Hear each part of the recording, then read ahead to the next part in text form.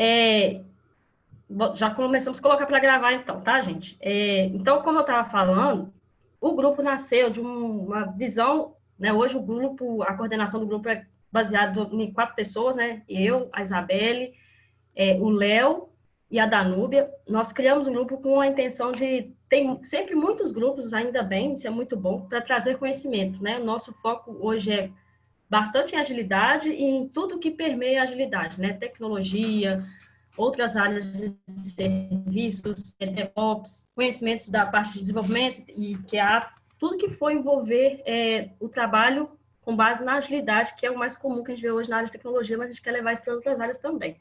Só que a gente tem um foco muito em pessoas, não só pensar em processos, né? A gente quer sempre pensar no foco de pessoas e sociedade. Toda vez que a gente faz algum evento, a gente tenta levar esse pensamento, né, de trazer a agilidade como um pensamento para o mundo e não só para nossas áreas de serviço, né, o trabalho em si.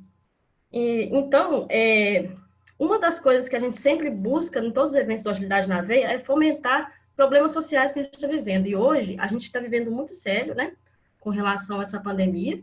Tem muita gente ficando desempregada, infelizmente.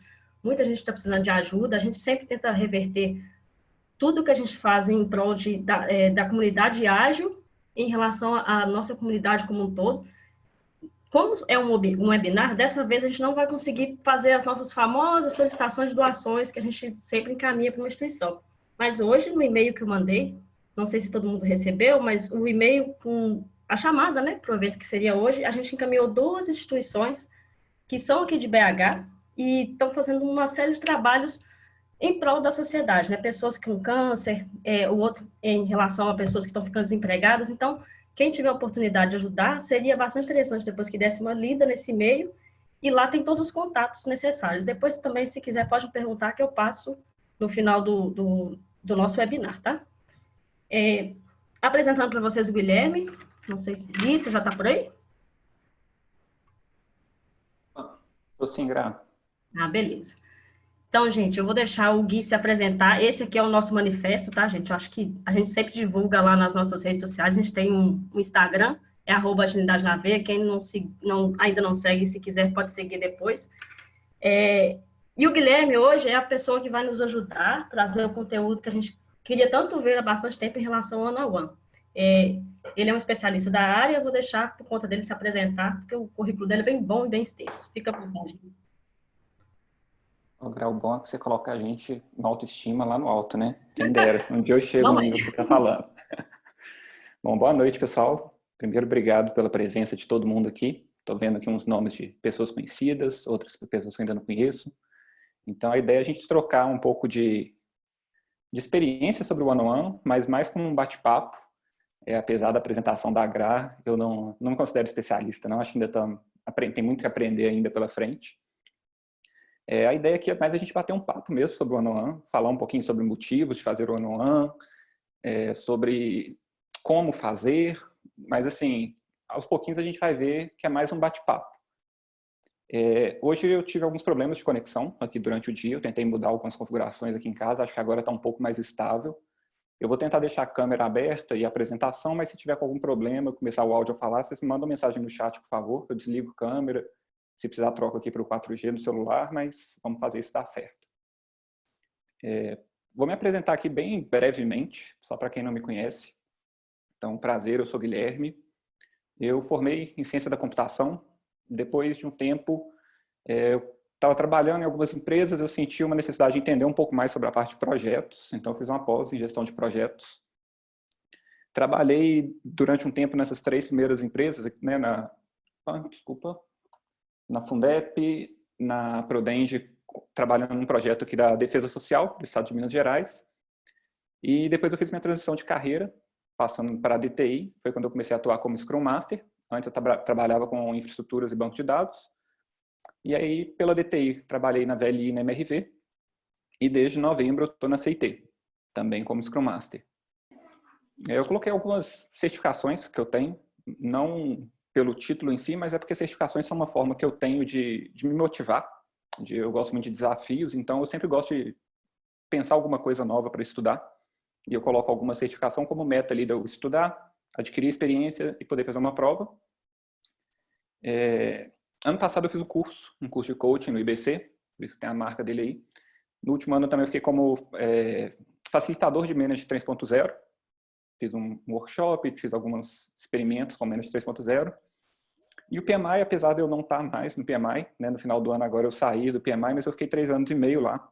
Eu acho relevante colocar esse período do PMI, porque, principalmente para esse assunto de one-on-one, ele tem muito a ver, porque muitas vezes quando a gente está no emprego, as pessoas deixam um pouco a parte de motivação de lado. Porque eles pensam que o funcionário ele tem ali o salário que ele quer receber no final do mês, então, independente de qualquer coisa, ele vai querer continuar ali. Mas no trabalho voluntário, não, né? As pessoas elas estão ali por um propósito, por uma motivação.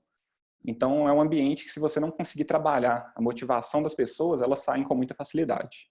Então, acho que o PMI, nisso daí, ele me acrescentou uma experiência, me abriu minha cabeça muito grande em relação a isso.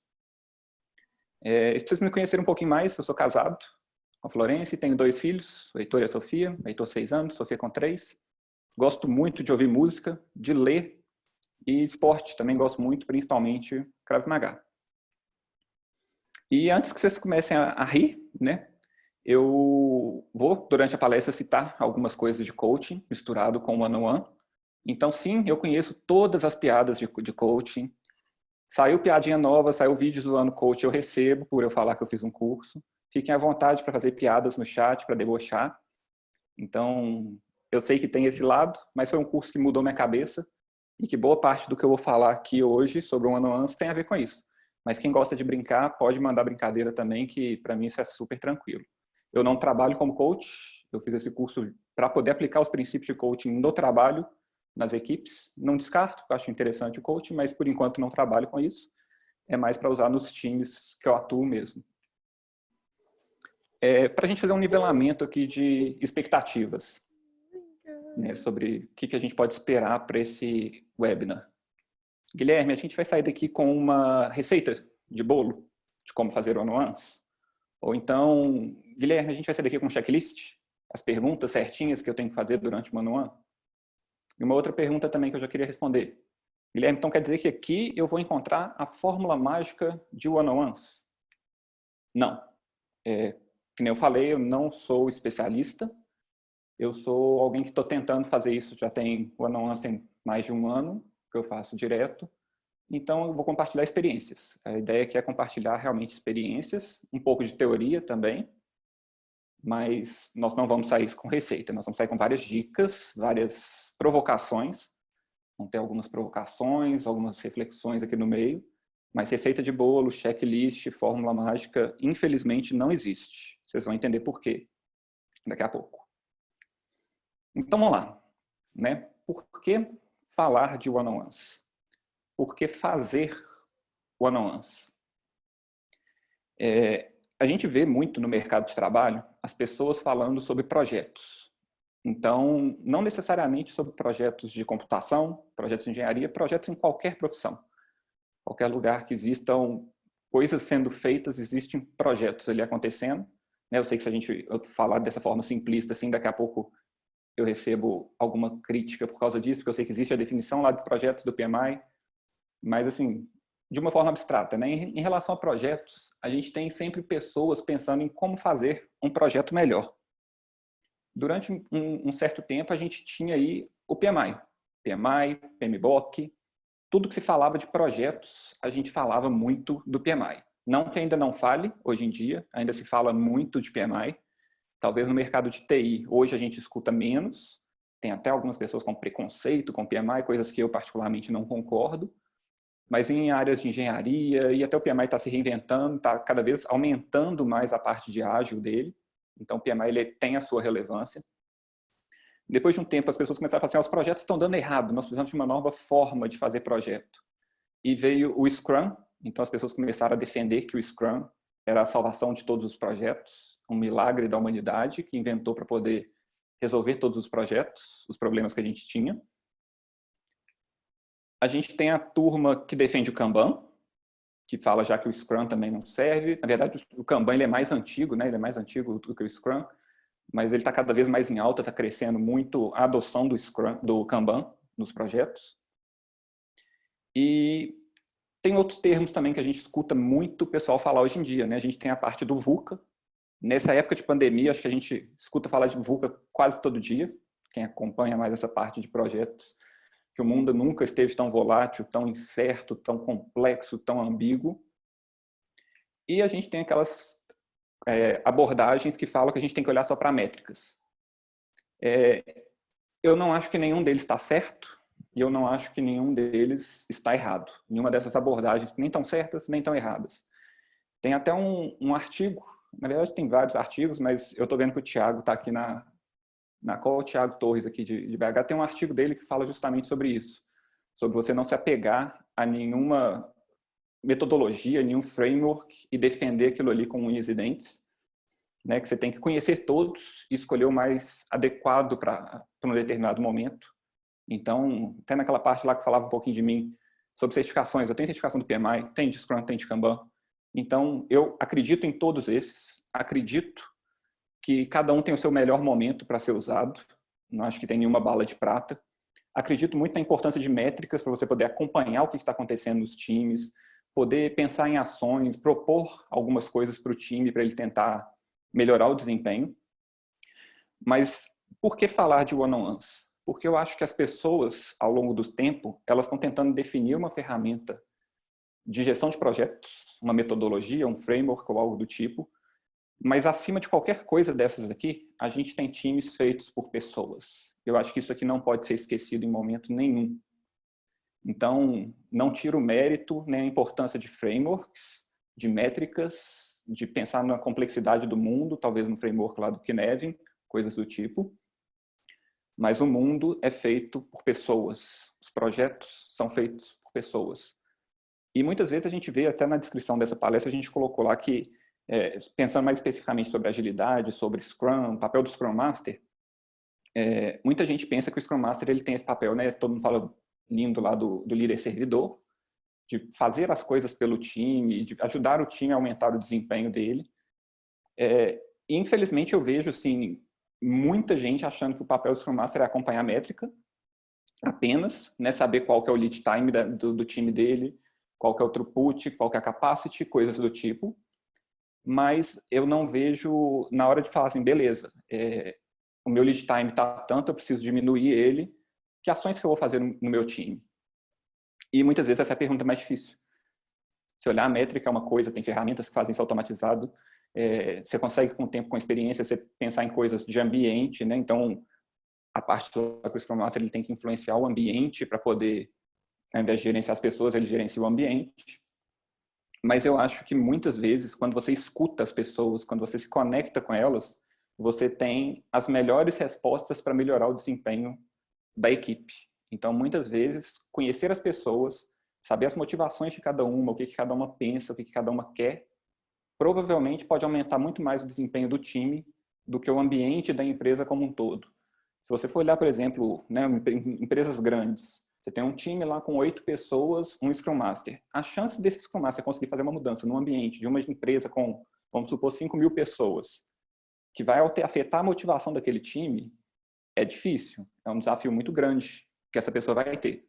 Mas se ela escuta, se ela conversa com cada uma daquelas 8 pessoas, e ela consegue entender o que aquela pessoa está sentindo, o que aquela pessoa está passando, qual que é o momento dela, qual que é a aspiração dela de vida, meta pessoal, quais que são os valores dela, os princípios, talvez ele consiga conectar aquela pessoa no time ou criar ações só dentro do time dele, num escopo muito menor, mais fechado, que aquela pessoa vai ficar muito mais feliz, muito mais satisfeita no trabalho e com isso o desempenho do projeto vai melhorar.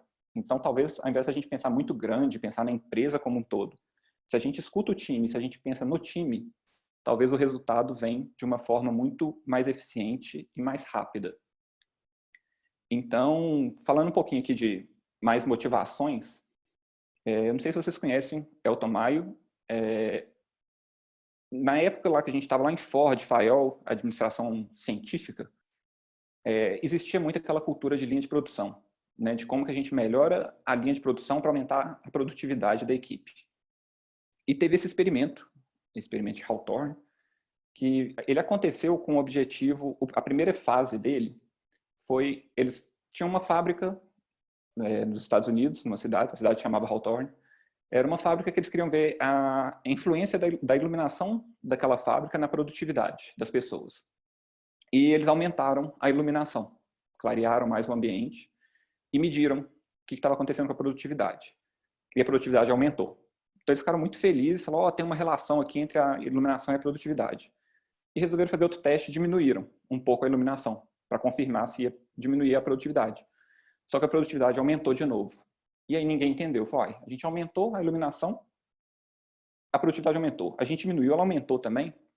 E na hora que eles aprofundaram o experimento para ver, o que fez a produtividade aumentar não foi a iluminação. Foi o fato das pessoas que trabalhavam naquela fábrica verem que tinha alguém ali preocupado com o bem-estar deles e de saber se aquela iluminação estava adequada ou não. Então, qualquer mudança que fazia na iluminação tinha a sensação para as pessoas de que alguém estava tentando proporcionar um ambiente melhor para elas. E foi nessa hora que teve o rompimento ali da administração clássica com a parte de pensar, de analisar as pessoas como seres que têm emoções, têm sentimentos. E isso teve uma virada, né, na parte de gestão de pessoas. Então, a partir desse experimento que teve a ruptura do modelo clássico, do Ford, Fayol, de linha de produção, com o modelo que leva as pessoas em consideração. Então, isso foi um gatilho para começar esse movimento. Uma outra motivação para falar de one-on-ones é uma frase, eu tentei achar a origem dessa frase, que fala que os funcionários não deixam empregos ruins, eles deixam maus chefes. Eu achei referência a essa frase em pesquisas feitas em 2012, 2013, 2017, 2019. Então, eu não consegui chegar na fonte, mas eu achei pesquisas que falam que 85% das pessoas saem de empresas por causa dos chefes e não das empresas, não do trabalho em si. Então, como líderes de equipes, esse é um dado extremamente preocupante para a gente. Pensar que as pessoas podem sair da nossa empresa por nossa causa e não por causa da empresa ou do trabalho que eles fazem. Teve uma outra frase que eu gostei muito, que é essa do Richard Branson, que ele fala, né, treine as pessoas bem o suficiente para que elas possam sair, mas trate-as bem o suficiente para que elas queiram ficar. E relacionando com o momento que a gente está de pandemia, de coronavírus e coisas do tipo, eu acho que a gente tem 2 pontos aqui para considerar. O primeiro ponto para falar da importância de one-on-ones num momento como esse é cada pessoa está reagindo a esse período de trabalhar de casa de uma forma diferente. Né? Conversando com pessoas do time que eu estou hoje, eu tenho pessoas que começaram esse período preocupadas, achando que não iam dar conta, e hoje estão bem. Tem pessoas que começaram bem e hoje já estão começando a sentir o efeito de ficar quase um mês em casa. Então, cada pessoa está reagindo de um jeito, começou reagindo de um jeito, já está reagindo de outro jeito agora, e pode ser que semana que vem esteja de um jeito diferente ainda. Então, esse é o primeiro motivo. As pessoas estão passando por uma fase de instabilidade emocional muito grande, pelo momento que a gente está vivendo, pelas incertezas, medo, que a gente olha para LinkedIn, para notícias, e a gente vê o desemprego aumentando, a gente vê o medo de parentes serem contaminados com a doença, a gente vê o medo, a insegurança de não saber até quando que isso vai durar. Então, o primeiro motivo. E o segundo motivo, eu tenho visto até poucas pessoas falarem, tem um grupo da Reflex, lá de São Paulo, com o Vitor Massari e o Fábio Cruz, que eles têm falado muito sobre o day after. Né? O que vai acontecer quando essa crise passar? Quando a pandemia acabar e tudo começar a voltar ao normal, o que vai acontecer?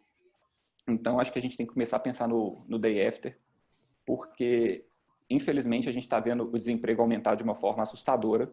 Né? Tem várias empresas tendo que fazer demissões em massa. E tem muitas empresas que talvez elas não estão nem sendo afetadas ainda pela crise, mas que elas estão com medo, né, com essa incerteza do que vai vir, elas estão congelando investimentos. Então, principalmente no mercado de TI, que eu tenho acompanhado mais de perto, a gente vê empresas grandes que não estão sendo afetadas ainda pela crise, mas que elas paralisaram projetos, porque elas não querem gastar dinheiro ali, porque elas não sabem se amanhã elas vão ser afetadas pela crise e elas vão usar esse dinheiro que eles estariam construindo um aplicativo novo, um site novo, coisas do tipo, para não ter que demitir pessoas. Então, elas estão congelando investimentos. Mas quando essa pandemia passar, provavelmente essas empresas que seguraram investimentos agora e vão retomar, elas vão fazer com que essas empresas que demitiram pessoas recontratem e contratem num nível acelerado. E isso não vai fazer só as pessoas que hoje estão desempregadas serem contratadas, mas vai fazer pessoas que estão insatisfeitas nas empresas deixarem os maus chefes e aproveitarem o momento de aquecimento do mercado para buscar uma oportunidade de recolocação. Então, na hora que o mercado aquecer, eu não sou nenhum especialista em economia, mas eu acredito que isso vai acontecer, de o mercado reaquecer, empresas que pararam investimentos refazerem, empresas que demitiram recontratarem, e não necessariamente vão ser os que estão desempregados hoje. Pode ser os que estão empregados e estão querendo mudar de emprego e que vão aproveitar esse momento. Então, acho que está na hora, importantíssima, de manter a satisfação, de tratar bem as pessoas o suficiente para que elas queiram ficar na empresas quando chegar o day after e passar a crise. Então, por isso que eu acho muito importante fazer one-on-ones, falar de one-on-ones, incentivar one-on-ones. Mas, então, vamos lá, né, Guilherme? O que é uma one-on-one? Qual que é o objetivo de uma one-on-one? One-on-one, como o nome diz, é uma reunião entre duas pessoas, um encontro, que tem como objetivo criar relacionamentos verdadeiros. Né? O objetivo de uma one-on-one é você saber quem que é aquela pessoa da sua equipe. Você poder ajudar aquela pessoa a aumentar a satisfação dela no trabalho e aí, consequentemente, vai aumentar o desempenho. E tem também a parte de identificar problemas. Aí vocês podem perguntar assim, mas como assim identificar problemas? Quanto mais você conversa com as pessoas, quanto mais você cria um ambiente seguro para que aquelas pessoas confiem em você e te vejam como um parceiro, mais tranquilidade elas vão ter para te procurar e te falar quando estiver acontecendo algum problema. Seja um problema pessoal, seja um problema no time. Né? Aconteceu um caso razoavelmente recente comigo em relação a isso, de uma pessoa do meu time que me chamou um dia. Falou, Guilherme, preciso conversar com você. Aí eu falei, pronto, pode falar, o que está acontecendo?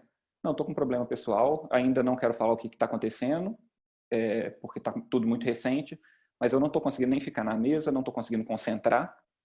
Então, eu só queria que você entendesse para você não achar que eu estou desmotivado com o trabalho. Eu estou com problemas em casa. E isso para mim foi fantástico, porque a gente estava numa época que a gente precisava entregar algumas coisas e a gente conseguiu mobilizar o time, sem expor aquela pessoa, mas tentando priorizar algumas tarefas mais críticas para outras pessoas, tentando chamar ele mais para conversar, para dar um suporte maior, né? E dar um suporte para aquela pessoa passar por isso, mas ao mesmo tempo organizando o time para não ser diretamente impactado por aquilo ali. E uma pergunta muito frequente que tem sobre o one-on-ones é, e o feedback? Você não esqueceu de colocar o feedback nessa lista de como um dos objetivos de one-on-one? Não, eu não esqueci. Isso é uma coisa muito comum de achar que o one-on-ones é o momento de dar feedbacks. E é uma coisa que eu queria desconstruir aqui agora. Por quê? Porque a palavra feedback ela é uma palavra já que as pessoas têm um certo receio, né? As pessoas têm a dúvida se vai ser um feedback ou um feedback. Então, existe todo um receio, por mais que as empresas estimulem o feedback e tudo mais, a ideia de one-on-one é criar um ambiente seguro, criar um ambiente de relacionamento entre duas pessoas. Feedback, gente, ele não tem que ser dado uma vez por mês numa one-on-one, por exemplo. Feedback ele tem que ser dado na hora. A pessoa fez uma coisa legal, junta todo mundo em volta e comemora. Ela fez uma coisa negativa, chama individual, conversa com ela, mas conversa naquela hora. Não espera passar, não espera juntar coisas para dar feedback. Aconteceu coisa boa, elogia na hora. Aconteceu coisa negativa, chama para conversar individual. Fala, vamos ter uma conversa, vamos fazer preciso te dar um feedback sobre uma coisa que aconteceu. Mas não esperem one-on-one. Então, existe todo um receio em relação ao feedback. As empresas tentam criar um ambiente seguro para isso. Mas se você chama para uma one-on-one, que é o momento de criar um relacionamento, dá um feedback negativo, aquela pessoa já vai ficar com trauma de one-on-one. Então, na próxima vez que você quiser conversar com ela para estreitar relacionamento, ela já vai estar com os dois pés atrás. Então, são coisas diferentes. One-on-one e feedback. E aí agora vamos começar então a falar um pouquinho de como fazer, né? Já falamos por que fazer, o que é one-on-one, e aí, como é que a gente faz? Primeira coisa, agende. Agende one-on-ones. Se precisar, remarque, mas nunca desmarque. Por que isso? O one-on-one tem o objetivo de construir vínculos, de construir uma relação de confiança. Se você chega para a pessoa e fala assim, aqui, desmarcar uma reunião comigo aqui, eu estou com 15 minutos sobrando, vamos bater um papo rápido ali? Aquela pessoa não vai se sentir importante o suficiente para você. Ela vai achar que você pegou um tempinho que sobrou e está fingindo que está dando uma atenção para ela.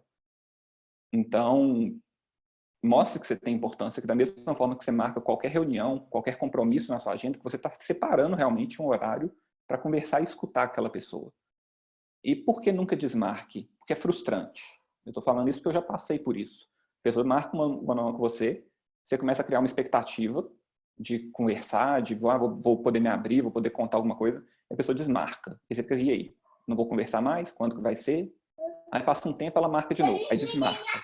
Então, se possível, sempre remarque, que a pessoa já sabe, aconteceu alguma coisa, realmente tem horas que a gente vai ter outras prioridades, uma reunião com o cliente, uma coisa que é urgente, que você não vai poder priorizar o one-on-one naquele momento, mas arruma outro horário na sua agenda e marque aquilo ali. Então, marca o horário, reserva uma sala, ou reserva uma mesinha num Outback, reserva um lugar, uma mesinha na cafeteria, qualquer coisa, mas marca um lugar, marca um horário e mostra para aquela pessoa que você está dando importância para o momento de conversar com ela.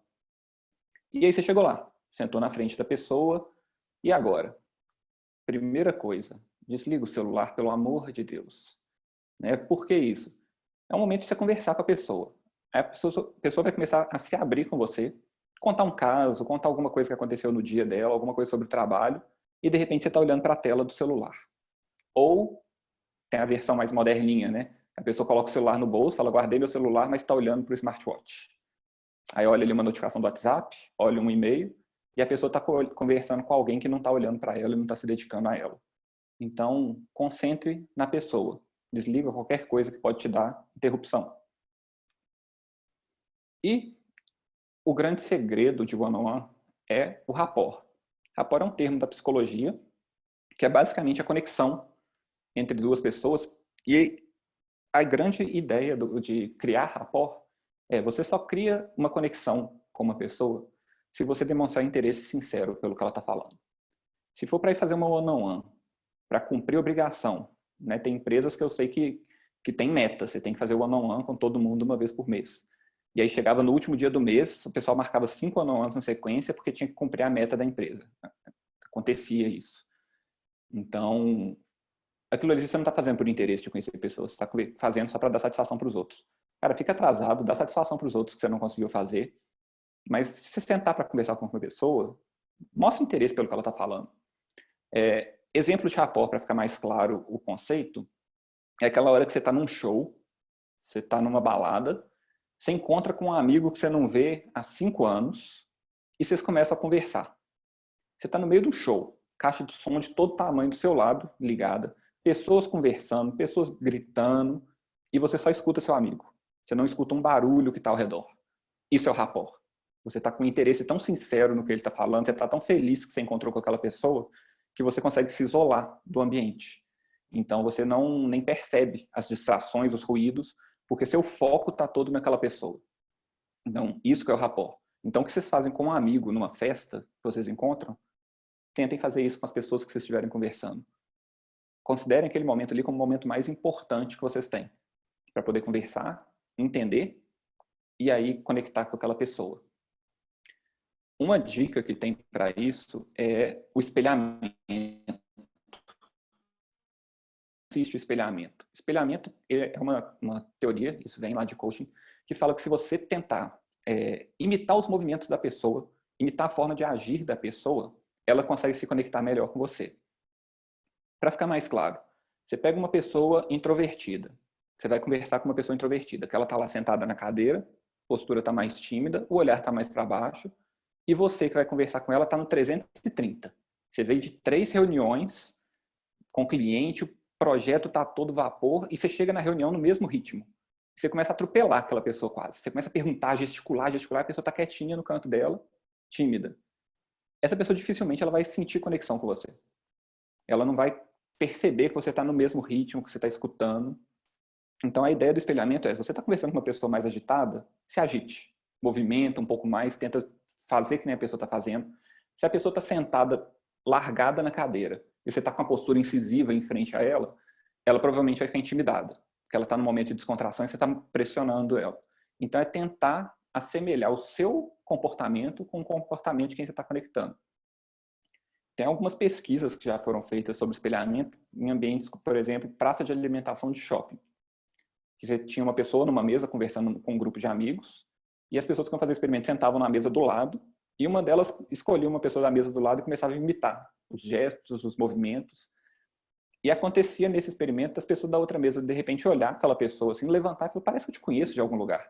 Então, é uma coisa que realmente acontece. Quando você sente conexão com aquela pessoa, você acaba se abrindo melhor e tendo uma sintonia maior para poder conversar.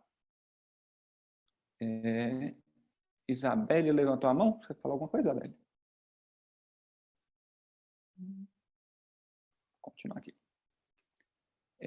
Uma coisa que eu percebi durante esse período fazendo one-on-ones é que nem todo mundo quer falar, mas todo mundo quer ser ouvido.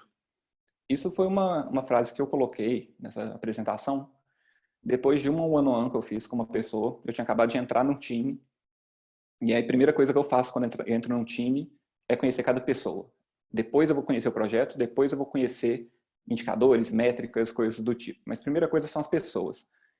Então eu chamei um desenvolvedor, nós sentamos numa mesinha para conversar. Na hora que eu levantei a cabeça, olhei para ele, ele olhou para mim e falou assim: o que você quer que eu te fale? Porque eu não quero falar nada, não gosto de falar nada. Eu falei, pronto, né? Acabou a one-on-one nesse momento. Como que eu vou conversar com uma pessoa que a primeira frase dela para mim é: o que você quer fazer, saber de mim, porque eu não gosto de falar nada.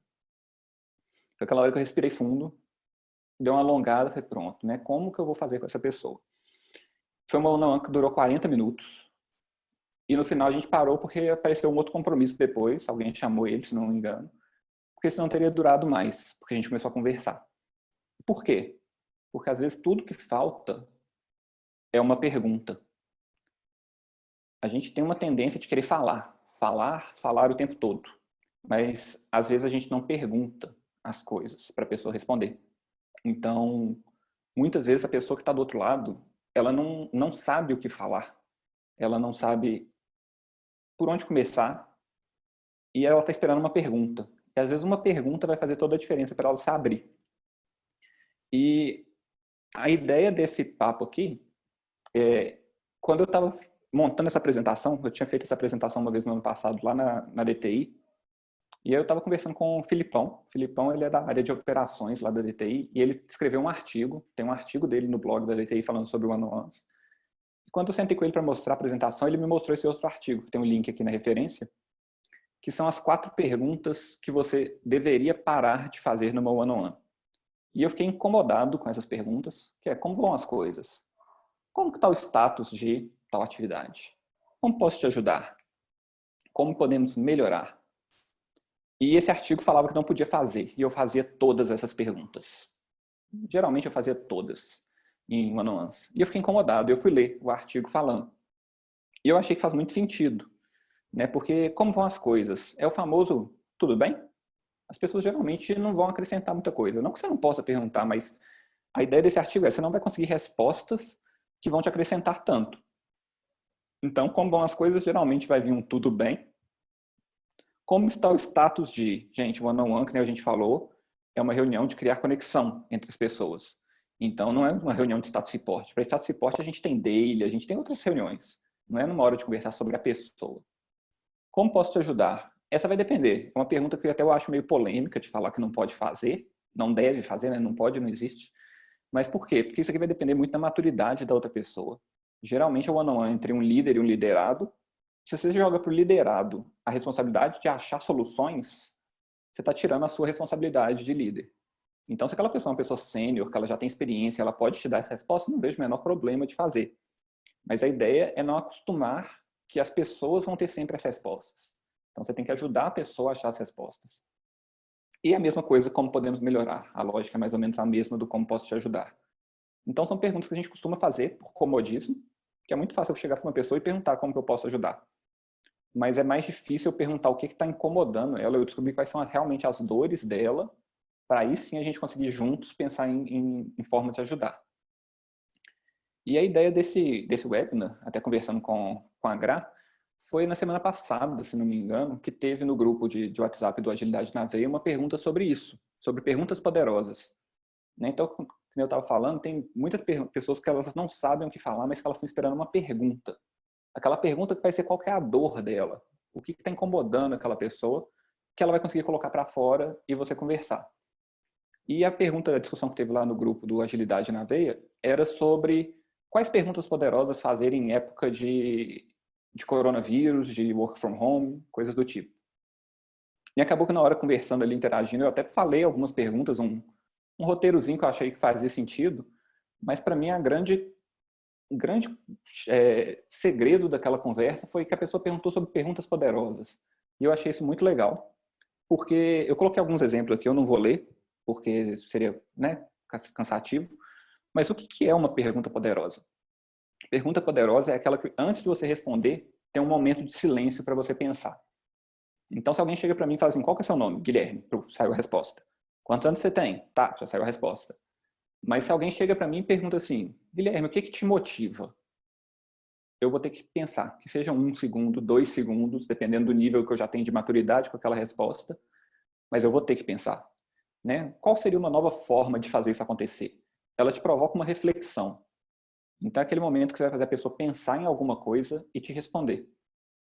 Então, muitas vezes, o grande segredo de uma one-on-one é fazer perguntas poderosas que você vai fazer aquela pessoa pensar em algum assunto que você quer aprofundar e ela vai te responder.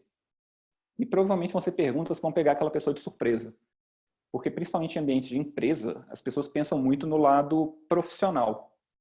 Então, elas não estão esperando ali que você chegue para ela e pergunte, talvez, qual que é uma nova forma de fazer aquilo acontecer. Ela está acostumada com um ambiente, talvez, de ordem, de alguém já chegar com aquela determinação para ela. Né? Quando aconteceu um problema com aquela pessoa e você pergunta para ela em que ponto que você acredita que você pode ter falhado, ela vai ter que refletir. Ela vai ter que pensar o que ela acertou, o que ela errou, se é que ela errou ou se foi o ambiente. Mas são perguntas que você vai fazer a pessoa refletir para poder te dar uma resposta. Isso estimula a pessoa, porque como ela pensou numa resposta, ela vai querer te responder. Agora, você faz perguntas binárias, né, que a resposta é sim ou não, ou perguntas óbvias, aquele one-on-one vai durar 5 minutos. Então, tá tudo bem? Tá. Ah, tem alguma coisa que você acha que dá para melhorar? Ah, não sei. Acabou o one-on-one. Agora, o que você me fala sobre tal acontecimento que teve aqui no time na semana passada? Qual foi o seu sentimento em relação àquilo ali? Você perguntou para a pessoa sobre sentimento, você mexeu no lado humano dela, no lado pessoal. Então, aquela pessoa ela vai ter que pensar para te dar uma resposta. E aí vocês podem perguntar assim, pô, Guilherme, mas como que eu vou saber a pergunta, né? Tem guia de perguntas poderosas? Tem. Se quiserem saber, sim, tem. Por exemplo, nesse curso lá de coaching no IBC, tinha no livro, tem, sei lá, 20 páginas de perguntas poderosas. São regras? Não. São exemplos para você ler, você tentar entender. Então, que nem essas que eu coloquei aqui, são todas lá desse livro. São exemplos de perguntas só para você entender qual é a lógica dela. Então, são perguntas que vão fazer a pessoa pensar. Pensar sobre alguma coisa pessoal, sobre uma emoção, sobre um sentimento. Né? Eu até coloquei, tô com uma blusa, não sei se está dando para ver uma blusa. A blusa é um cérebro escrito dual. Num lado a gente tem lógica, no outro a gente tem emoção. Então o nosso cérebro é assim. A gente tem um lado do cérebro que ele é muito voltado para a lógica e tem um lado do cérebro que é voltado para emoções. Então, se você consegue fazer a pessoa usar um lado do cérebro, fazer uma resposta sobre coisa lógica, sobre um fato que aconteceu, você vai estar estimulando uma forma de raciocínio dela, mas se você muda de repente para uma coisa de emoção, aquela pessoa ela vai ser provocada. Então, se a gente lembrar lá dos objetivos de uma one-on-one, que é criar um relacionamento sincero, você identificar problemas, você conhecer aquelas pessoas, então você pode fazer perguntas para ela ali sobre várias coisas. Eu quero identificar um risco. Então, você vê alguma forma do time por exemplo, nesse ambiente de work from home que a gente está passando, né? Você tem um risco. O que você está sentindo nesse momento que você está trabalhando em casa? Aquilo ali você vai mexer com o sentimento, aquela pessoa vai te contar se ela está feliz, se ela está triste, se ela está preocupada, se ela está tranquila. Se ela estiver preocupada, se ela estiver triste, é um ponto de alerta, é um risco para o seu time. Para o seu time, porque você pode ter algum problema com alguma entrega, mas para o seu time, que você pode perder aquela pessoa se você não der uma atenção para ela. Se você não chamar ela para conversar mais vezes, se você não tentar achar uma solução para aquele problema dela. Então, vamos lembrar lá daquela provocação. As empresas vão retomar o crescimento, vão aparecer vagas no mercado. Não cuidar das pessoas agora, elas vão sair na hora que o mercado aquecer. Guilherme, eu não tenho criatividade nenhuma para fazer perguntas. Não está funcionando, eu ainda não tô pronto para isso, não tá vindo inspiração. Gente, existe até baralho. Eu vi esses baralhos, estava até nesse curso lá, eles mostraram, tinha um standzinho lá de uma empresa vendendo. Eu já usei, principalmente o coaching de carreira, e é muito legal. Você pega um baralho, você está conversando com uma pessoa, de repente você pega um baralho, ela puxa uma carta. Já é uma coisa lúdica, diferente. E eu já conheci pessoas pela pergunta que saiu. Eu pegava uma carta, a pessoa lia, e teve uma, por exemplo, que era assim: o que você já abriu mão na sua vida para estar aqui hoje?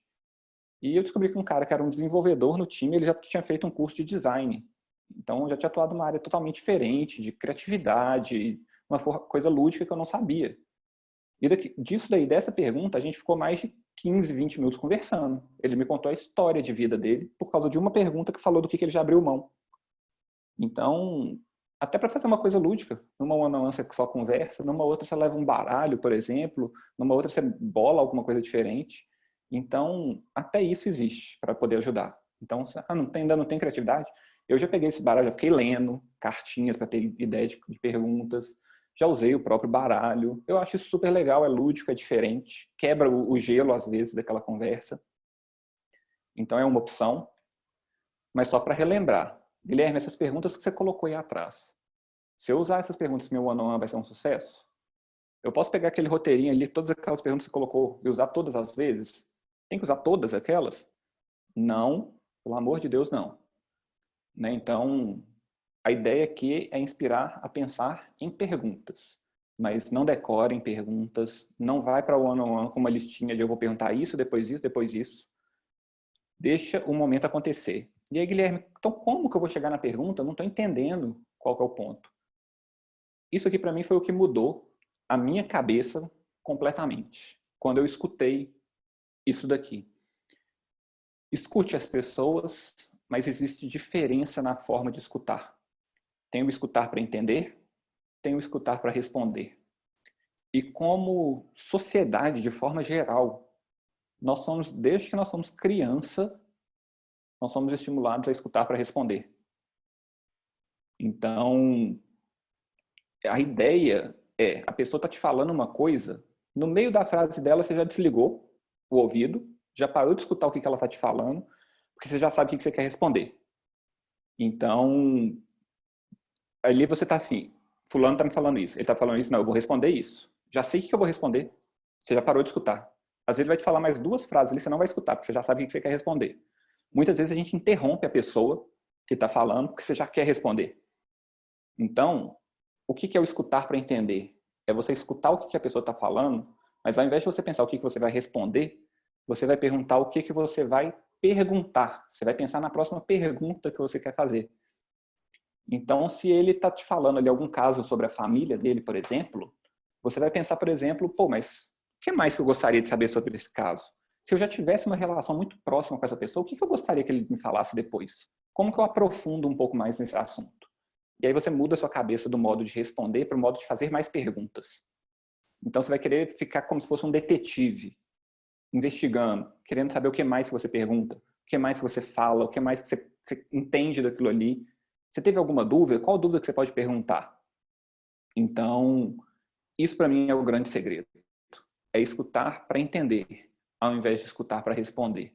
Na hora que você começa a querer pensar em como você aprofunda no que a pessoa está te falando, as perguntas vão vindo na cabeça de uma forma natural.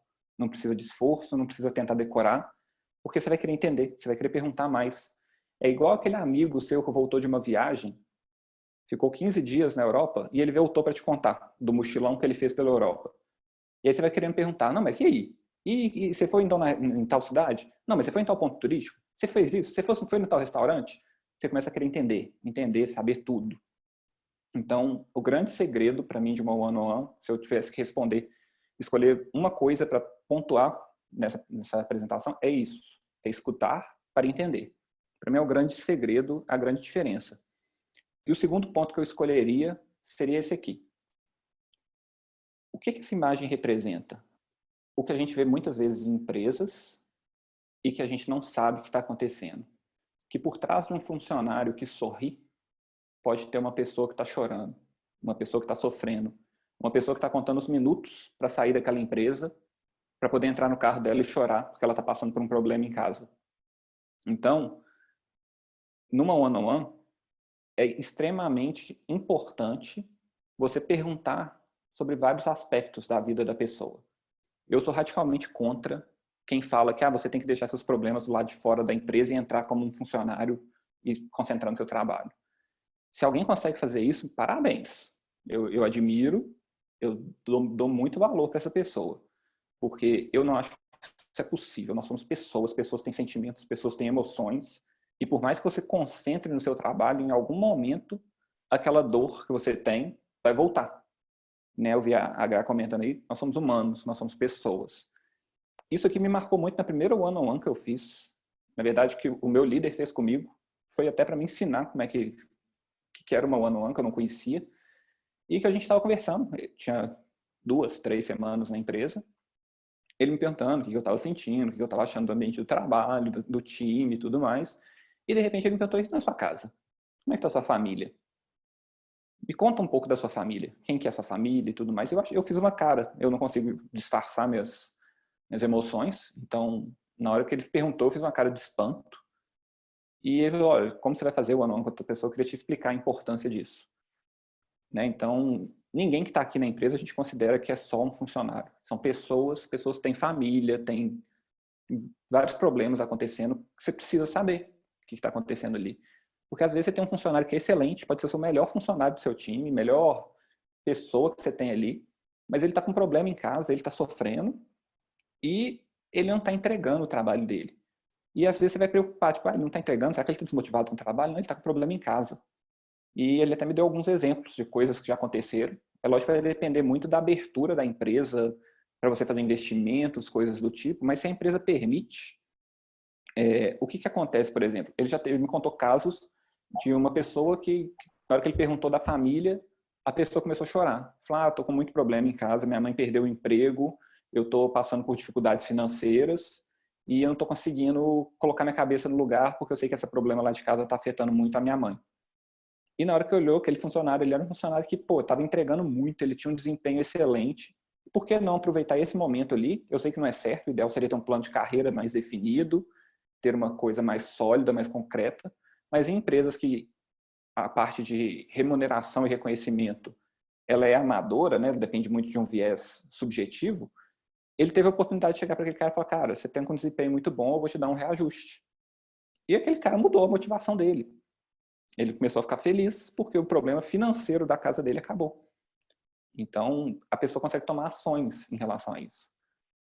Teve um outro caso que foi parecido. A pessoa estava passando com dificuldades, a mãe vendia churros, por exemplo, e ele conseguiu organizar na empresa, da empresa fazer um pedido de churros para a mãe daquela pessoa, que daria uma renda extra para ela, e distribuiu. A gente estava trabalhando, chegou aquela entrega, churros para todo mundo. Todo mundo ficou feliz que ganhou uma coisa para comer, mas a gente não sabia que por trás daquilo ali tinha uma família sendo afetada e uma família que ficou feliz. E uma pessoa que passou a reconhecer aquela empresa, aquele líder, com outros olhos.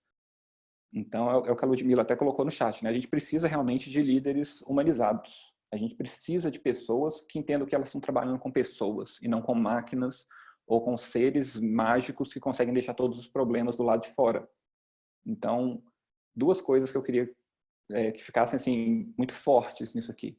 É o escutar para entender e aprofundar em outros aspectos que não seja só o profissional. Então, conhecer cada pessoa do seu time como pessoa, não como uma pessoa do time. Então, como pessoas de verdade, que têm família, que têm amigos, que têm problemas.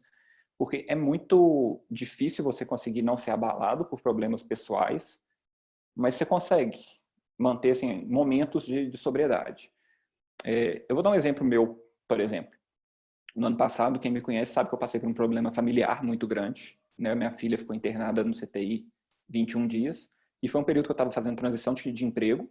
Eu tinha pedido demissão num dia, estava indo para outra empresa e tinha uma palestra para fazer. Acho que até a Fernanda está aqui, está acompanhando aqui. E eu fui. Falei, não tenho um compromisso com você. Eu vou lá, vou fazer a palestra e tudo mais. Falar um pouquinho sobre o papel do Scrum Master, era um assunto que eu gosto e tudo. Falei, não, vou lá que isso vai me fazer bem, vai me fazer pensar em outras coisas. E chegou aquela hora ali que você respira fundo, você faz, você entrega o que você tem que entregar e tudo mais. Mas ele era uma coisa pontual. Eu conseguia entregar isso durante 2 horas. Então, provavelmente ninguém viu esse outro lado, o lado que eu estava com um problema, que eu estava sofrendo. Mas é uma coisa pontual, era 1h30, 2 horas ali que eu ia falar. Agora, se fosse no meu emprego, 21 dias, eu consegui manter isso? Não. Eu faltei trabalho para ficar no hospital. Eu tinha dias que eu sentava na minha mesa, eu olhava para o computador, eu não via nem as letras que estavam na frente dele. Então, se alguém... Mas eu estava num ambiente seguro. Eu estava num ambiente que as pessoas faziam. Meu líder fazia o one-on-one comigo. Então, no primeiro dia que eu tive o problema, eu cheguei para ele e falei, cara, estou no meio de um problema enorme. E ele já conseguiu tomar um montão de ações. Então, como eu estava no momento de sair de empresa, a gente agendou horários para fazer um repasse com o meu colega que ia ficar no meu lugar. E eu comecei a ir na empresa só naqueles horários. Eu ia lá fazer um repasse, ia embora para o hospital, porque eu tinha um ambiente seguro. Eu tinha uma pessoa que se preocupou comigo como pessoa. Então, isso me ajudou demais. Tanto na empresa que eu estava saindo, quanto na que eu cheguei. Na hora que eu cheguei, já me receberam falando isso. Sabemos que você está com um problema pessoal. Fique à vontade, saia na hora que precisar, atenda o celular na hora que precisar. Então, esse tipo de coisa me fez conseguir, num momento que eu falo sem dúvida nenhuma, foi o pior momento da minha vida, eu consegui trocar de emprego. Sair de uma empresa e entrar na outra, porque eu fui em 2 lugares que eu estava tendo pessoas humanas me tratando como um humano, sabendo que eu tinha emoções e sabendo que a expectativa deles, por exemplo, quando você está entrando numa empresa, né, todo mundo tem expectativa de chegar aquela pessoa no 220, super feliz, super animada, e eu cheguei para baixo. Paciência. Mas todo mundo sabia o que estava acontecendo com o meu lado pessoa fora da empresa. Então, isso faz muita diferença. E saber usar durante a conversa a comunicação mais adequada. Se você está fazendo one-on-one com uma pessoa que você já tem ali, sei lá quanto tempo de time, você já criou uma amizade com ela, e que você quer falar bobagem, você quer falar palavrão, você quer falar super à vontade, pode gritar, pode usar a comunicação que você quiser. Agora, você está fazendo primeiro one-on-one com uma pessoa, ou você não conhece aquela pessoa direito, usa a comunicação não violenta, tenta ter empatia, entender o que aquela pessoa está sentindo, o que aquela pessoa está vivendo. Então, use a comunicação mais adequada. Eu nem risquei essa do gritando, não, porque se é um amigo que você já fez, você já conseguiu criar um laço de amizade, você quer debochar a pessoa, você quer brincar, você quer falar o que for, cara, faz. Então, use a linguagem mais adequada. Na dúvida, sem dúvida nenhuma, comunicação não violenta. E fazendo um paralelo aqui com, né, a parte de agilidade, se a gente for olhar os 3 pilares do Scrum, a gente tem transparência, adaptação e inspeção. Então, a gente fala que no Scrum a gente tem isso aqui, por exemplo, na Sprint Review, na Retro. Cara, você tem isso aqui na One-on-One. Tô até rindo da Rafa aqui, saudade das One-on-Ones. A gente tem isso aqui em One-on-One. Numa One-on-One, você está fazendo uma inspeção com o que aquela pessoa está sentindo. Você está podendo adaptar o seu time para lidar com os sentimentos daquela pessoa. E, acima de tudo, você está querendo criar um ambiente de transparência. Um ambiente que as pessoas vão poder falar do que elas estão sentindo, o que elas estão pensando o tempo todo. Então, isso para mim é o principal. Você criar um ambiente seguro para as pessoas poderem ter transparência sobre as vidas. E começou a conversar, gente, let it flow. Flow é um estado que eles falam, que é o estado de atenção plena. Então, é um estado que é a mesma coisa lá do show, do rapport, de criar conexão, é o estado de flow. É o estado que está passando gente do seu lado, você não está olhando para elas. O mosquito passou, você não está olhando para ele. A pessoa do outro lado lá espirrou, você não está olhando para ela. Você está olhando para a pessoa que está na sua frente, você está conversando com ela. Então, deixa fluir. Geralmente, o que eu faço? Isso aí já é meu padrão para one-on-ones. Eu marco 1 hora na minha agenda. Mas eu não marco 1 hora na minha agenda quando eu tenho, geralmente, alguma coisa logo depois. Porque a pior coisa que tem, a pessoa está no momento ali, no ápice dela te contar alguma coisa na vida dela, e você fala assim, eu tenho que cancelar, vamos ter que interromper agora, porque eu tenho uma outra reunião. Isso é péssimo. Quebra o clima. Não que isso não pode acontecer, faz parte. Mas com o tempo, vocês vão começar a sentir de cada pessoa do seu time como é que é o perfil delas. Tem pessoas que querem falar muito, tem pessoas que falam pouco. Então, se aquela pessoa fala pouco, sua one-on-one com ela dura meia hora, 40 minutos, marca 1 hora, tem uma margem de segurança ali, ótimo. É uma pessoa que 1 hora costuma ficar apertado, o que eu faço? Eu marco a minha última reunião do dia. Ou perto do almoço, ou no final da tarde. Mas que se atrasar, eu não vou ter nada depois ali que me impeça de continuar conversando com aquela pessoa por mais 5, 10 minutos, por exemplo. Conversou, aquela pessoa te falou de um problema, de uma dor, de alguma coisa que poderia ser melhor e tudo mais, cria um plano de ações. Plano de ações para aquela pessoa, né? Às vezes é uma pessoa, eu estou em uma dúvida no meu momento de carreira, eu estou querendo crescer, eu estou querendo fazer uma coisa assim. E aí você começa a fazer perguntas, né? É sempre perguntas, nunca tento dar resposta para as pessoas. Então, eu estou com dúvida na minha carreira, mas o que você pode fazer para poder ter uma direção melhor do que você quer? Eu não sei se eu quero seguir uma carreira de desenvolvedor ou de cientista de dados. Não, e que tal, o que você acharia de fazer um experimento, uma prova de conceito, alguma coisa com um projeto de ciência de dados? E você deixa aquela pessoa pensar, refletir. Ela tomou alguma decisão, faz um plano de ações. Ela pode se comprometer a fazer algumas coisas, você como líder pode se comprometer a fazer outras. Então, o ideal é que no one-on-one você saia com um plano de ações ali sobre o que as pessoas estão sentindo. E anote. Isso também é uma outra dica muito boa que eu queria dar. Anote. Eu sei que a gente está num mundo muito corrido, muita reunião, a gente vai sair do one-on-one, vai entrar numa outra reunião. E se você esquecer, voltando, primeiro objetivo de uma one-on-one? Criar relacionamentos sinceros, criar vínculos.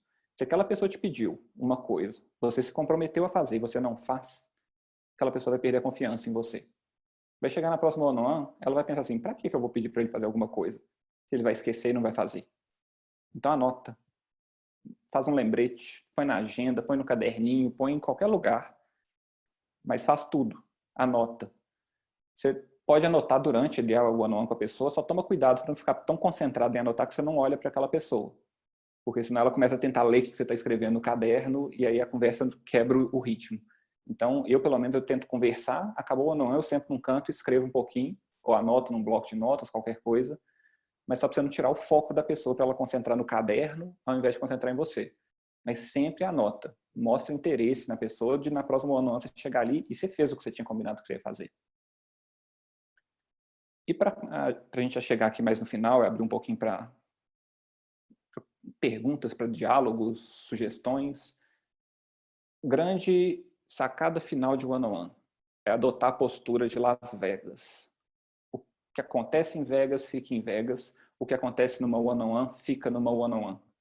Você está criando um relacionamento sincero com a pessoa, ela vai te contar de problemas da família dela, problemas dela, pessoal, de relacionamento, de namorada, de marido, de esposa.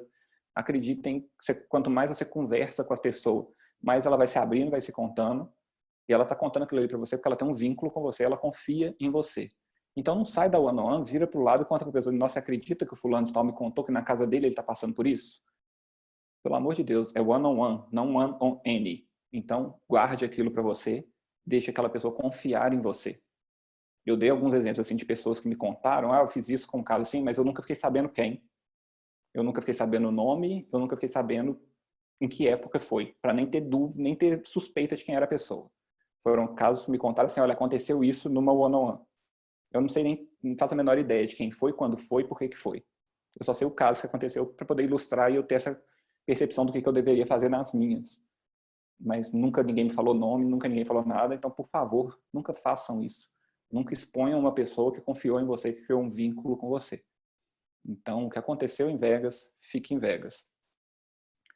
E, para a gente fechar, eu gosto demais dessa frase, que fala que conheça todas as teorias, domine todas as técnicas, mas ao tocar uma alma humana, seja apenas uma alma humana. Então, voltando lá naquele slide que tinha falando de PMI, de Scrum, de Kanban, de tudo, conheça todos, domine todos que você puder, escolha para o seu projeto a melhor forma de gerenciar aquele projeto, o melhor framework, o melhor método, escolha a melhor coisa, mas você está trabalhando com pessoas. Então, quando você for conversar com pessoas, seja uma pessoa. Seja humano, tenha emoções, tenha sentimentos. Respeite emoções, respeite sentimentos. Isso, para mim, aqui é o principal. Então, muitas vezes, eu falo que eu peco em times, que muitas vezes alguém me pergunta qual que é a métrica de um time, qual que é o lead time. Eu, sinceramente, às vezes eu não sei. Eu tenho que consultar, eu tenho que gerar na hora aquele indicador. Mas eu estou lidando com pessoas. Então, eu tento conversar com cada um. E se me perguntar de cada um do meu time, eu sei com quem que eu estou trabalhando. Eu sei com quais pessoas que estão ali na mesa. E mesmo assim, além da parte teórica de como fazer o dia a dia de projetos e tudo mais, a mesma coisa se aplica para o one-on-one. Então, eu estudei sobre essas teorias, eu indico que cada um aqui leia sobre rapport, leia sobre flow, leia sobre espelhamento, conheça todas as teorias sobre gestão de pessoas, nessas que eu citei aqui, aprofunda um pouquinho em cada uma, mas a gente sentou para conversar com uma pessoa, escuta para entender, pensa que ela é uma pessoa que tem várias faces, tem a face profissional, a face pessoal, a face de hobbies, e foca nisso. Só. O resto, let it flow, deixa fluir, que a sua one-on-one vai sair, você vai conhecer as pessoas, e conhecendo cada pessoa, eu posso garantir, não tenho dados científicos, não tenho pesquisa, mas eu garanto que se a gente fizer uma pesquisa, times que as pessoas são tratadas como pessoas, provavelmente são os times com os melhores desempenhos e a maior produtividade. Então, acho que acima de você tentar fazer influência na empresa, fazer mudar o ambiente, mudar o cliente que você está trabalhando, que às vezes você não tem influência nenhuma na empresa do cliente, e aquela empresa que está trazendo problemas para o seu time, se você consegue conversar com as pessoas e saber que elas estão satisfeitas na mesa que elas estão sentadas trabalhando, elas conseguem levar os problemas externos com muita mais tranquilidade, porque elas sabem que vai ter alguém disposto a ouvir na hora que elas precisarem desabafar. Então, conheça todas as teorias, domine todas as técnicas, mas ao tocar uma alma humana, seja apenas uma alma humana. Era isso que eu queria passar. Queria abrir agora para perguntas. Eu só vi aqui que perguntaram sobre... O Bruno perguntou sobre compartilhar o material, o Bruno. Eu posso compartilhar, sim. Esse web está sendo gravado também. Então, acredito que a Gra deve postar no canal do Agilidade na Veia. Mas a apresentação também eu posso exportá-la aqui e compartilhar, sim. É isso, a gente vai pegar a gravação e compartilhar em breve. Galera, alguém quer dar algum depoimento sobre o one-on-one, fazer alguma pergunta, compartilhar alguma coisa em relação ao que a gente conversou?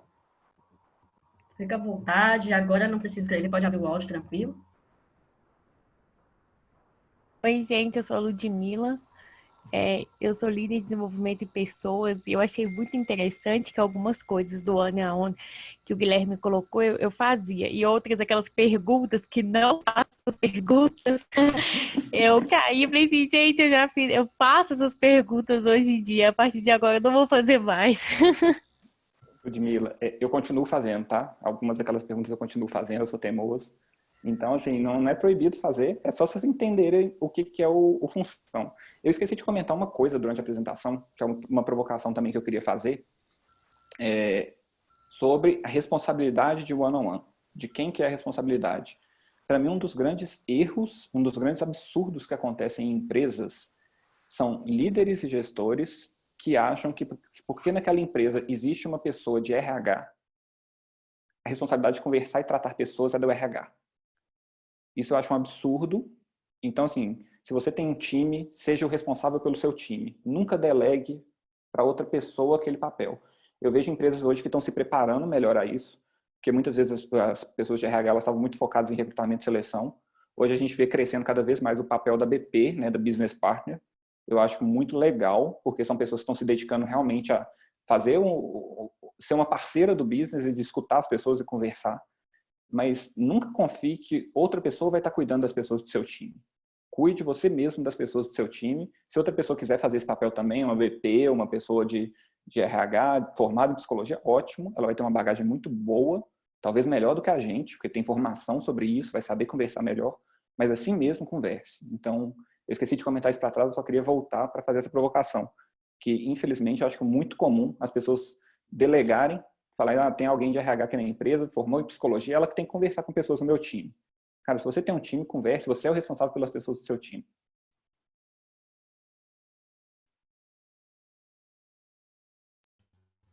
Gui, queria... Uma vez eu li uma coisa que eu achei muito legal, sabe? Eu ainda não tive tempo de praticar isso com os times. Eu li isso deve ter uns 6 meses, mais ou menos. Era a prática de fazer o one-on-one não só entre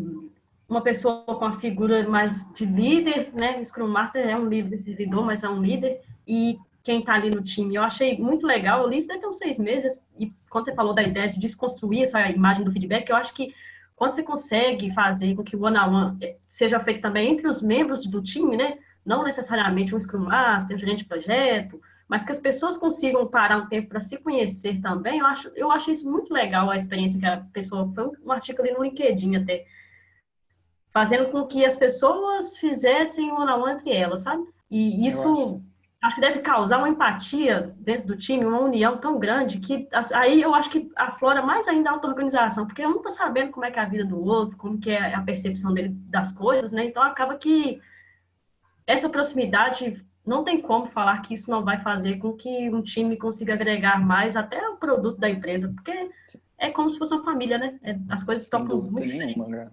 Sem dúvida nenhuma. Acho que quanto mais você cria a cultura de one-on-ones como um momento só de conhecer pessoas, e isso começa a espalhar a cultura daquela empresa, começa a acontecer essas one-on-ones que as próprias pessoas falam assim, vamos conversar nós dois? É o melhor momento. Aí você chegou num momento que provavelmente seu time vai estar num desempenho fora do comum, porque as pessoas estão ali como vira uma família, deixa de ser um grupo de colegas de trabalho e vira uma família.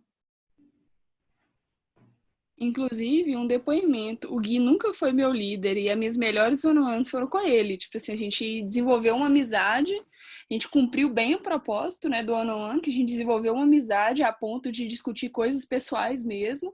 E eu nunca fui líder dele e ele nunca foi meu líder. A gente era par, a gente era Scrum Master de uma mesma conta. Mas, assim, eu me sentia muito mais aberto em falar os meus problemas para ele e sentir que eu seria ajudada do que para um próprio líder meu mesmo, assim, no nível hierárquico da empresa, entendeu? Obrigadão, Rafa. Saudade, viu, da gente fazer one-on-ones. Vamos marcar um online, hein? Dá para fazer, hein? Dá para fazer. Dá para fazer, inclusive, aproveitem o momento de work from home e façam ainda mais. As pessoas do seu time provavelmente estão querendo ser escutadas. Eu acho, Ludmila novamente falando, eu acho que a confiança, ela vem com o tempo também.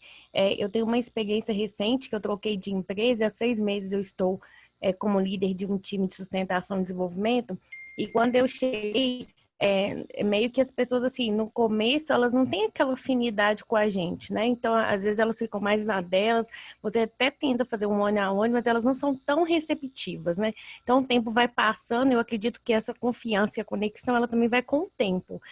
Talvez naquele primeiro momento elas não gostam de se abrir tanto assim, mas à medida que o tempo vai passando, você vai perguntando, vai conversando, vai criando aquele vínculo, elas tendem a falar mais, né? E também quando você, acho que esquece também aquela parte profissional e vai mais pro pessoal da pessoa e que ela percebe também que você não está ali apenas querendo cobrar atividades. Você realmente está interessado. Eu acho que foi o que o Guilherme falou, que é realmente a conexão, né? O rapport ali. E aí, com isso, vai cada vez mais criando cada vez conexões e as pessoas se abrem. E assim, eu hoje no time, às vezes a gente tem que fazer hora extra. E é difícil as pessoas gostarem de fazer hora extra, né? É uma coisa chata, porque às vezes tem que ficar até 10 de madrugada entregando o projeto. Quem é de TI, geralmente, a gente passa por uns projetos, assim, uns perrengues, assim, muitas vezes. E aí, às vezes, até para a pessoa ficar depois do horário, quando ela tem aquela confiança do líder e tem uma conexão legal, ela fica por prazer, não por obrigação. Eu sinto isso, pelo menos hoje, na experiência que eu vivo. Muito bom, Ludmila. Eu vou aproveitar essa sua fala para comentar uma pergunta que o Fernando mandou agora. Que ele perguntou aqui que, né, muitas vezes para você ganhar confiança do liderado, principalmente para falar sobre quesito familiar, pode acontecer que a pessoa só vai se abrir depois que você, como líder, se abrir primeiro e falar da sua vida. Né? Mas eu falei na apresentação sobre perguntar e não falar. Então, Fernando, você está certíssimo. Então, eu queria aproveitar a fala da Ludmila, que ela falou sobre, primeira coisa, empatia e entender que cada pessoa tem seu tempo. Tem pessoas que na primeira one-on-one ela não vai falar uma vírgula sobre a vida pessoal dela. Ela só vai falar da profissional, na hora que você perguntar de casa, ela vai falar assim, não, então eu moro com meus pais, ou eu moro com minha esposa e filhos, e não vai falar mais nada. Respeita. Aquela pessoa ela ainda não tem confiança em você, ela não te vê como uma pessoa que ela quer se abrir. Então deixa pra lá. Mas o que o Fernando falou também faz muito sentido. Muitas vezes aquela pessoa não se abre, ela não tá querendo contar, porque ela nem entende que ela pode te contar da vida pessoal dela. Eu vou dar um exemplo. Eu contei o caso de uma pessoa que me procurou há pouco tempo para falar que estava com um problema pessoal e ele não quis se abrir para mim. Então ali ele só não contou, foi 5 minutos, falou, 5 minutos não, 2 minutos. Ele falou, eu tô com um problema pessoal, meu desempenho está baixo, mas não é com trabalho, é em casa. Ok. Por coincidência, a gente estava com uma one-on-one marcada nesse dia. O que eu fiz nessa one-on-one com ele? Primeira coisa, eu levei uma ferramenta, aí foi uma ferramenta de coaching, de autoconhecimento. Então, um formulário lá, sei lá, 15 páginas de formulário, perguntando sobre várias coisas da vida dele. E aí ele foi me respondendo, por exemplo, filme que ele gosta de assistir, que ele mais gostou de assistir, livro. Essa é um formulário que ele entra em umas partes meio tensas, que você acaba... quando eu fiz ele a primeira vez, eu chorei. E pergunta, por exemplo, coisas de... Como você veria... Você fecha o olho agora e imagina que você está no seu velório, por exemplo. Quem que está lá com você? Se você pensar assim, aquelas pessoas que têm um vínculo muito forte com você, que você tem uma amizade muito forte, um vínculo... que no momento, por exemplo, ele falou que eu estou com um problema familiar, eu falei, essa ferramenta ela vai fazer sentido. Porque na hora que ele pensar sobre as pessoas que estariam ali com ele, entre aspas, né, que estariam no velório dele, se alguma coisa acontecesse com ele hoje, ele provavelmente vai ver as pessoas da família dele lá. Né? Inevitavelmente, por mais que você tenha algum problema familiar, numa hora dessa extrema, a sua família provavelmente vai estar lá. Então, eu comecei a fazer provocações Comecei com um momento de perguntas, usando um formulário, uma coisa mais guiada para me ajudar. Mas depois eu cheguei no final, na hora que ele acabou esse formulário, eu fui falando, comentando um pouco as respostas dele, e eu dei exemplos nessa hora sobre mim. Eu contei sobre problemas familiares que eu já tive, contei 2 problemas, e eu me expus para ele. E eu fui falando aquilo tudo, e na minha cabeça eu estava com uma expectativa muito grande. Eu estou fazendo esse formulário com ele, eu estou contando os meus problemas, eu estou me abrindo, ele vai contar para mim o que está acontecendo e eu vou poder ajudar ele. Terminou a one-on-one com ele falando comigo. Ah, não, ótimo, me ajudou demais, eu estou com a cabeça muito diferente, era o que eu estava precisando ouvir, tal. E ele não me contou o problema. Eu fiquei extremamente frustrado, lógico, não vou negar. Mas eu entendi. Eu falei, é o momento dele. Ele ainda não está confiante o suficiente, nem em mim, às vezes nem nele, de entender as emoções dele e me contar. Passou ali 2, 3 semanas, eu chamei ele para fazer outro one-on-one. Na hora que a gente sentou na mesa, ele falou, eu queria te contar o que está acontecendo comigo. De cara. Por quê? Ele tinha amadurecido na cabeça dele mais aquilo, ele tinha refletido sobre a conversa que a gente teve, ele viu que em um intervalo menor do que a gente costuma fazer, eu costumo fazer uma vez por mês, one-on-one, em um intervalo menor eu chamei ele, então eu estava preocupado com ele, e de cara ele já quis me contar. E aí eu consegui ajudar ele muito mais. Mas, então, Fernando, concordo totalmente. Tem horas que a melhor coisa que você pode fazer é contar sobre você, para mostrar para a pessoa que ela pode contar sobre ela também. E, juntando com o gancho da Ludmila, é ter empatia para entender que tudo tem um momento certo.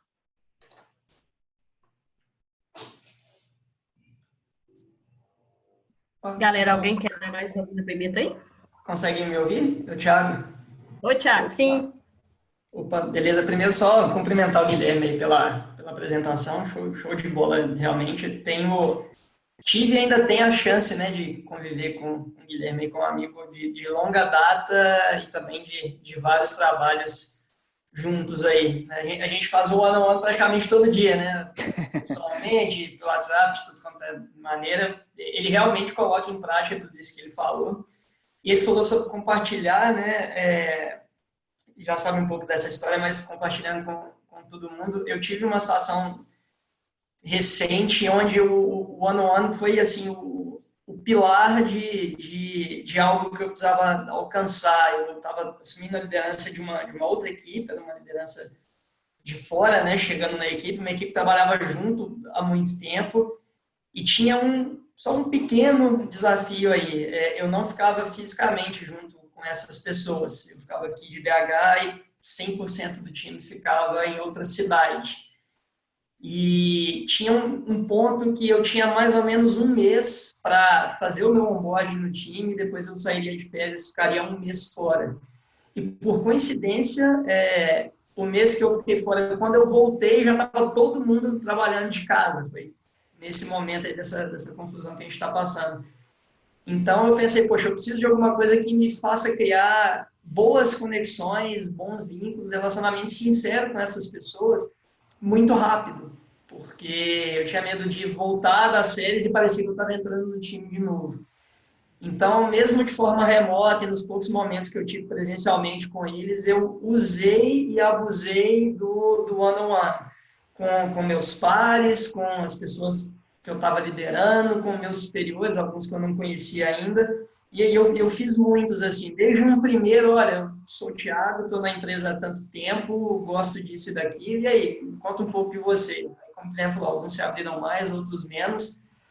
E, assim, foi a chave do que deu certo, que precisava dar certo nesse período, porque depois que eu voltei de férias, mesmo à distância, inclusive com uma pessoa que entrou no time enquanto eu estava de férias, hoje parece que a gente já se conhece, já trabalha junto há muito tempo. Eu vivi uma situação familiar complicada nos últimos dias e essas pessoas desenvolveram um relacionamento tão próximo e tão sincero por causa dessas conversas um a um, que eu senti conforto deles como se fossem amigos e colegas assim de longa data, sabe? Então, realmente, quando você usa isso para realmente criar relacionamento sincero, te dá uma base tão legal que depois problema de projeto, de processo, de ferramenta e até os próprios feedbacks, às vezes não tão positivos que você precisa dar, fica muito mais fácil. Então, realmente valorizem isso. E uma pergunta para o Guilherme também. teve algum caso que você chegou em algum momento e falou assim, pô, mas pelo amor de Deus, essa pessoa não se abre de jeito nenhum, o que mais que eu faço para conseguir fazer com que eu crie uma conexão com ela e melhore as coisas? Boa, Thiago. Obrigado tanto pelo exemplo. Dispensa comentários, que a gente já conversa disso todo dia. Então, eu sei que realmente isso fez muita diferença para você do time. Em relação a essa pergunta sua, até hoje eu não tive um exemplo assim que, sei lá, depois de 2, 3 anos a pessoa não estava se abrindo. Eu acho que é o que eu estava comentando, de ter empatia e respeitar o tempo da pessoa e tentar fazer coisas diferentes. Então, coisas diferentes são, na primeira não era só uma conversa, tentava conversar, às vezes fluía, às vezes não. Numa segunda conversa, você já tentava pensar algumas coisas diferentes, às vezes ele passou mais um mês, né? Até respondendo já a Ludmila, que perguntou sobre fazer mês a mês. Ludmila, isso foi um vício da época que eu trabalhava na DTI, que lá a gente tinha essa orientação de fazer uma vez por mês, mas que depois eu achei que ficou realmente bom, achei uma cadência boa, porque um time aí de desenvolvimento, né, juntando todo mundo, dá umas 7, 8 pessoas, geralmente, lá um time médio teria esse tamanho, então 1 hora por pessoa. Um time de 8 pessoas, você já gasta um dia por mês. Então, você fazer mais do que isso vai depender muito de demanda de atividade. Você conseguir fazer mais, quanto mais fizer one-on-ones, melhor. Eu tento fazer no mínimo 1 por mês, mas se der eu faço mais. Então, assim, às vezes você conversou com aquela pessoa um mês, numa vez, ela não se abriu. A próxima que você vai fazer, passaram ali 3, 4 semanas. Você ficou 3, 4 semanas sentado na mesma mesa que aquela pessoa. Provavelmente você almoçou com aquela pessoa algum dia. Você escutou ela conversando com alguém sobre uma coisa. Então, eu escutei ele conversando com uma pessoa ali sobre andar de bicicleta. Ele gosta de andar de bicicleta. Então, na próxima ano, eu vou fazer uma pergunta para ele sobre andar de bicicleta. Falar, você tem andado de bicicleta? Me conta um pouquinho de onde que vem esse gosto seu. Você já faz trilha? Você faz isso aqui? Porque aquela pessoa vai ver assim, pô, durante o dia a dia na mesa, ele estava prestando atenção em mim. Ele estava ouvindo o que eu gosto, ele estava me fazendo perguntas sobre coisas que eu falei que eu gosto. Então, a pessoa que te deu esse desafio numa one-on-one, de não se abrir, não demonstrar muita empatia, joga seu foco nela durante um período, fica acompanhando de longe ali na mesa, quem são os amigos, tenta ir no almoço, o pessoal está saindo para almoçar junto, vamos almoçar com vocês hoje. Senta ali na mesa do almoço, escuta o que ele está conversando, tenta entender, às vezes, na hora do almoço ele comentou com alguém que está passando por um problema familiar, alguma coisa assim, e aí você usa. Na próxima one-on-one, você já vai ali com um monte de coisas na sua cabeça que em um mês você conseguiu pescar dela ali no dia a dia, e você já vai conseguir fazer perguntas mais direcionadas sobre coisas que você sabe que aquela pessoa vai gostar de conversar. Então, a dica seria mais essa. A pessoa não se abriu muito numa one-on-one, vira um observador daquela pessoa por um tempo, e aí você já vai ter perguntas para fazer que você sabe que ela vai gostar de conversar a respeito. Seria a grande dica. Eu vi no chat aqui também que a Jaque mandou um depoimento dela aqui falando sobre um problema que ela teve com o gestor, né, atuando como dev, e que ela quis se abrir para ele e contar um pouco sobre os problemas, e que ele falou que ele não era a pessoa para conversar com ele porque não é psicólogo. Está aqui para mim o exemplo mais claro daquela declaração lá de que 85% das pessoas saem das empresas por causa dos chefes e não da empresa, né? Eu fico assim, é deprimente ver pessoas que lideram times não querer conversar porque não é psicólogo. Cara, se você não é psicólogo, se você não quer ouvir uma pessoa do seu time, não seja chefe também dela. Deixe alguém que quer ouvir aquela pessoa como pessoa, dá licença e libera o cargo para outro. Porque é deprimente saber que pessoas passam por isso em empresas, e eu fico muito feliz já de ver que você tem interesse de fazer a transição para Scrum Master para poder ajudar as pessoas. Para mim, assim, as pessoas falam sobre ser líder servidor, sobre várias coisas do Scrum Master. Para mim, a melhor coisa que eu gosto de fazer, o que me faz ser feliz como Scrum Master, é poder conversar com pessoas e ouvir pessoas. Então, você está no caminho certíssimo. Se seu objetivo de transição de carreira para Scrum Master é poder ajudar pessoas, vá em frente. Meus contatos estão aqui, e-mail pessoal, LinkedIn. Se tiver qualquer dúvida, quiser conversar, fica à vontade para mandar mensagem, que é o tipo de conversa que eu adoro ter. Top. Galera, a gente vai encerrar por aqui, então, para a gente manter o nosso time box aí. E eu espero que todo mundo tenha gostado. Guilherme, muito obrigado mais uma vez. Desde quando eu agradeço, aí, o Guilherme está sempre me ajudando, sempre trazendo coisa nova para a gente. Isso é muito bom. Obrigado. Agradeço demais pelo convite. Parabéns pelo projeto. Já te falei isso várias vezes desde antes de você lançar o projeto. E para mim, você fazer um projeto que tem o objetivo de ensinar sem fins lucrativos, só para ajudar pessoas e ser uma causa social sensacional. Eu sou fã do projeto, fico muito feliz de poder compartilhar um pouquinho aqui nele. Esse projeto vai longe e parabéns mesmo. Amém. E vai longe porque tem gente igual você, sempre ajudando, igual a galera que está sempre participando. E comunidade é isso, né, gente? É um tentando ajudar o outro, levando conhecimento para o outro e juntos somos mais. É sempre assim. Isso aí. Só dar uns últimos recadinhos, tá, gente? Gui, a galera tá querendo sua apresentação. Se você puder ceder, eu vou te agradecer muito. A gente vai mandar por e-mail. A gente tem um e-mail sempre A gente que... pode mandar por e-mail. Eu vou colocá-la também no LinkedIn lá, quem quiser. Ah, ótimo. Aí a galera já acessa de lá também. Fica ótimo. Galera, a gente vai mandar a pesquisa de satisfação, tá? A gente quer sempre melhorar. A gente tem pouca prática em webinar, mas a gente está sempre buscando formas de melhorar. Então, a pesquisa de satisfação acaba que é uma forma de vocês comunicarem com a gente e falar o que está bom, o que está ruim, o que pode melhorar. A ideia de fazer um webinar um pouquinho mais curto que o convencional, né? A maioria da galera faz tipo 1 hora, aliás, faz 2 horas, 1 hora e meia. A gente está tentando sempre fazer de uma forma mais sucinta para todo mundo conseguir focar e ganhar conhecimento com isso, né? Vamos mandar a pesquisa e se o Gui já puder mandar para a gente material nesse mesmo e-mail, a gente manda, senão a gente manda depois também, não tem problema nenhum. Nós vamos ter mais outros webinars daqui a alguns dias. A gente vai tentar fazer uma cadência de a cada 3 semanas. Os próximos, a gente está tentando negociar com alguns participantes, né, alguns facilitadores, para ser um sobre RH. Nós estamos vendo aí um movimento muito forte no mercado, com, né, reação do mercado normal. A gente, como é adulto, já sabe que isso vai acontecer em relação a desemprego, realocação também. Então, estou tentando ver com uma profissional de RH para fazer um webinar voltado para esse assunto. Então, se alguém conhecer alguém que está precisando de uns toques, né, em relação a LinkedIn, a fazer o seu próprio marketing pessoal, o que buscar, como se mostrar no mercado de uma forma favorável, a gente vai tentar trazer esse assunto em breve. E também sobre DevOps, que é uma das metodologias que eu acho que a gente precisa também focar bastante, pensando na melhoria dos nossos times, né? Na pesquisa, a gente vai mandar um campo lá pedindo para vocês informarem também o que vocês querem ouvir, o que é que está faltando para a comunidade, e aí a gente vai correr atrás de pessoas que possam trazer algum conteúdo. Então, peço, por favor, que quem puder responder este campo também vai ser de grande ajuda. No mais, é isso. A gente vai mandar esse e-mail com a pesquisa. Eu quero agradecer a todo mundo pela participação até este horário, por estar aqui, que todo mundo consiga levar os conceitos que o Gui trouxe para a gente aqui para frente, porque faz todo sentido, né? Por mais que tenham processos para tudo quanto é lado aí, coisa nova, todo dia sendo inventada, se a gente não for na raiz daquilo que faz com que as coisas funcionem, que são as pessoas, a gente não vai conseguir andar muito, né? Vai ser muito mecânico e aí não vai ser legal. Então, vamos botar as coisas em prática todos e até a próxima, se Deus quiser. Obrigada, Gui. Obrigado, gente.